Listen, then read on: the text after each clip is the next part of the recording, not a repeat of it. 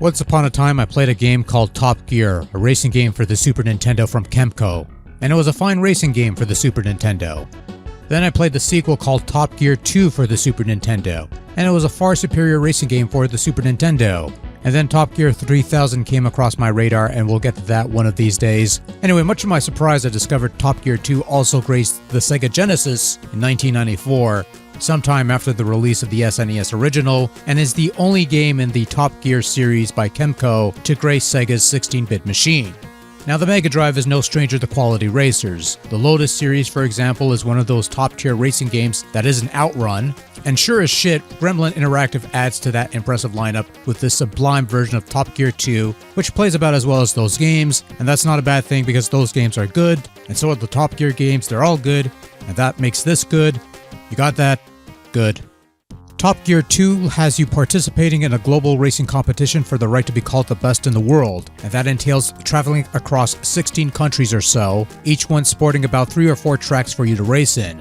While you don't have to aim for the top spot to progress onwards, you're given an incentive to perform better, as those who finish fastest will win more prize money, and that usually entails being able to acquire upgrades to your vehicle, whether it be better engines or gearboxes, or swapping between dry and wet tires to deal with the elements. Once you've cleared all tracks in a country, you'll gain a password that enables you access to the next country on the list, and you just repeat the process over and over and over again until you win everything, I suppose.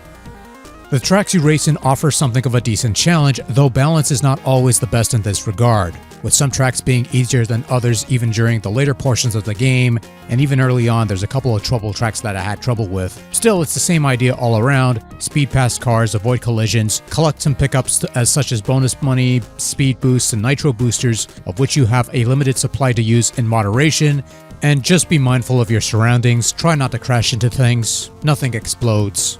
Unfortunately, with all that nitro. Control in Top Gear is pretty smooth, easy to pick up, responsive, uncomplicated, and you could even choose from a number of different button mapping configurations. Whatever setup you choose, Top Gear 2 offers impeccable control so that any crashes into cars or other objects is all on you, as it should be. Top Gear 2 sports some solid graphical capabilities that's about on par with the other Gremlin racers on the Genesis, some smooth scaling effects, a nice tunnel gimmick, and some mild background scenery that looks pretty decent. The cars are a bit boring looking since they're all the same make, but at least you could change their colors, so points on that count, I suppose. One thing that I do appreciate is that Top Gear 2 does not suffer from the same occasional spats of slowdown that would hamper the Super Nintendo version at times, making for a much smoother ride in comparison. All in all, a fine-looking racer that's pleasing to the eyes as far as 16-bit Mega driving goes. Top Gear 2 had a great soundtrack on the Super Nintendo, and thankfully the soundtrack's been retained for this Mega Drive conversion. Unfortunately, this is a Gremlin-developed racing game on the Sega Genesis, which means they hadn't figured out how to play the music and the sound effects at the same time, thus forcing you to choose one or the other for your in-game audio.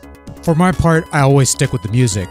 Sure, the track list is somewhat limited, and not all of the tracks sound as good as they did on the SNES, but they're still quality tunes regardless. The sound effects portion of the game, the engines and such, they're done well enough, but that engine noise starts to grate after a while, and this is why I stick with the music for, well, a lot of these Gremlin racers, quite frankly. Wait for it. Pound! Well, it's been a while since I last touched a Top Gear game, not counting those Game Boy Color games, and I'm happy to say that Top Gear 2 for the Genesis is just as superb as the previous SNES outings, and even some of Gremlin's Mega Drive racers like the Lotus games and such. Once again, Top Gear 2 remains one of the more satisfying and enjoyable racing games, and is definitely a quality outing worth checking out.